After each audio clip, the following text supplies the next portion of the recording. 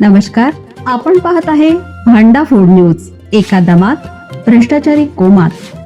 Social media, कर्जबाजारी, गुन्हेगारी, सट्टेबाजी, चोरी, मटका, जुगार, दारू, सावकारशाही, न्यायाच्या प्रतीक्षेत प्रशासन. भांडाफोड न्यूज. एका दमात भ्रष्टाचारी कोमात. कोकण ट्रिपचा दुःखद शेवट. संगमेश्वर मध्ये पर्यटकाचा नदीत बुडून मृत्यू. कोल्हापूरहून कोकणात फिरण्यासाठी गेलेल्या तरुणाचा दुर्दैवी मृत्यू झाल्याची घटना समोर आली आहे. संगमेश्वर तालुक्यातील नदीत पोहण्यास उतरलेल्या पर्यटकाचा बुडून मृत्यू झाला असून या घटनेमुळे मित्रमंडळीत शोककळा पसरली आहे. अजय शंकर बोरगे, वय वर्ष 35 असं मृत तरुणाचं नाव आहे. तो कोल्हापूरमधील राजारामपुरी परिसरातील रहिवासी होता. मित्रांसोबत संगमेश्वर तालुक्यात फिरण्यासाठी आलेल्या अजयने लोवले येथील सोनवी नदीपात्रात पोहण्यासाठी पाण्यात उडी घेतली.